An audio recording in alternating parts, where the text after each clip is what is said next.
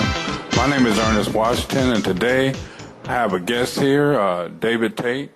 He's a veteran radio broadcaster, and he's going to tell us a little bit of his history of how he got into it and when he started in radio. How you doing, David? I'm doing great, Ernest. How are you today? Good. I'm doing good. Tell us a little bit about, how you got started in radio broadcasting. Well, my earliest memory is when I was 5 years old. My family lived in Northeast D.C., just near the Maryland line, and my younger brother had not yet been born. No, he was just a couple years old, and I was sitting on the porch in our home, and I was looking out, and right across the park from where we lived was a radio tower. It was the tallest thing in the neighborhood. Is that right? Yeah, I didn't know what it was. I didn't know anything about radio at that time. I looked at that and I said to myself, I wonder what the heck that is. Little did I know that exactly 20 years later, I would be the manager of that thing. That was a radio station that was #1 in the black community in Washington, D.C. called WOOK. Is that right? What a coincidence. Yeah, later on, I discovered radio for myself, and I loved listening to it. It seemed like a magic box. All these things happened, and I couldn't see these people. I wondered whether or not there were people inside the radio. I'm sure little tiny people, but of course there weren't.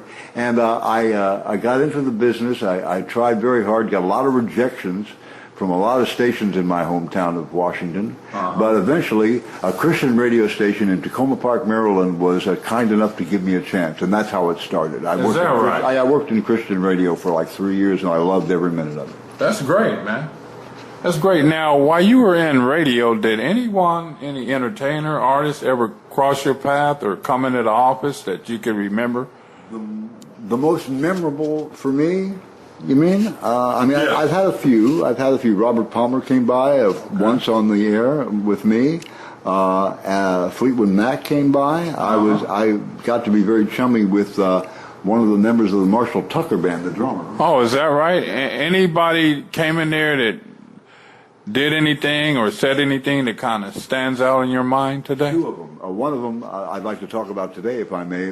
Yeah, go right ahead. Who was this person? Well, the first one was Wolfman Jack, but I'll talk about him in a later segment because he was one of my heroes. Okay. One of my musical heroes stopped into my office one day in 1977.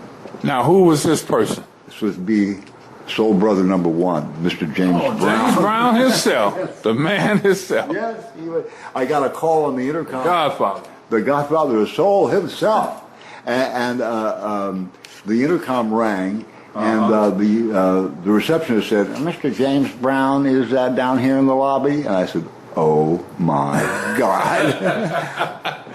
I bet you did. I said to one of my associates, I said, James Brown is about to come into this office. Would you please get a tape recorder in here and a microphone right now? We want to interview him. James Brown is in the building, right? Yes. At that moment, I was putting together a documentary for my station. It was a 48-hour documentary called The History of Black Music in America. I was going to take the history of black music from slave music in the 1800s all the way up to Parliament Funkadelic of 1977. Oh, is that right? That's interesting. It never got finished because nobody ever did that. No one still hasn't even done it, and exactly. I couldn't finish it because I got transferred in early 1978 to a station in Baltimore. So I never got to get the thing done. It's never been broadcast. I'm so sorry it isn't, because I did a lot of legwork getting people interviewed for this thing. Anyway, James Brown walks in with his entourage.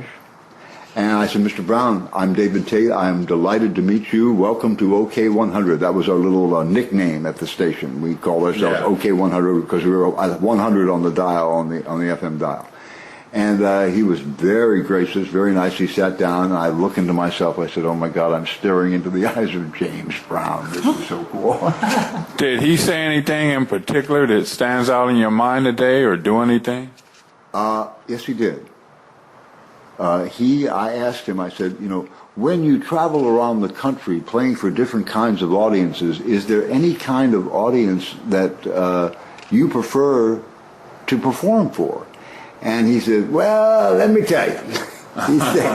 He said, you know, when I work for a black audience, they don't give a darn about you if you don't have a hit record out at that time. And I'm thinking to myself at that moment, oh my God, where is he going with this? My audience is 80% black, and he doesn't have a hit record out right now. So he said, yeah, they will diss you, they will disrespect you if you don't have a hit record, and they're so rowdy sometimes, I can't even do my performance. I much prefer performing for white audiences. And now I'm thinking to myself, this guy is trashing my audience. Well, some of the things he said holds some weight to it, but then I would say that American audience could be like that in general, you know? Yeah. That's why a lot of artists go overseas after they've been around so long, and, you know, a new generation sprouts up, music changes, and, you know, people, you know, they gravitate to different styles or, you know, or whatever, and that's why American music stays, especially R&B, stays, you know, popular overseas. They play hits that have been out 20 years ago, 30 years ago, just like it was yesterday. So I don't think it's totally a particularly black audience or white audience. I think that it's American people, and period. Well, you know, I learned during that era that he's right in one respect. If generally speaking, if a rock artist of that era had a new album out, his entire or their entire catalog would see a resurgence in sales. However, if an urban artist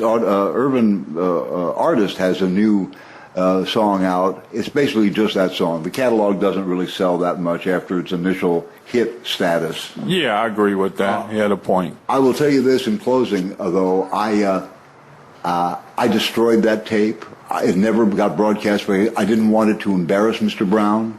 So this is the first time in the history of my life that I have ever told that to a broadcast audience. I've told individual people before, but I've never actually said it to a radio audience like this until this moment. That's great, man, that you had that kind of respect for him, not to say it, because it's something that could have hurt him at that moment. I think people could have taken it the wrong way. Right. So that's good. Well, we're going to end this interview with Mr. Tate. Mr. Tate, thanks for coming out and doing this interview with me. It's my pleasure, sir. Thank you. All right. So that concludes our segment.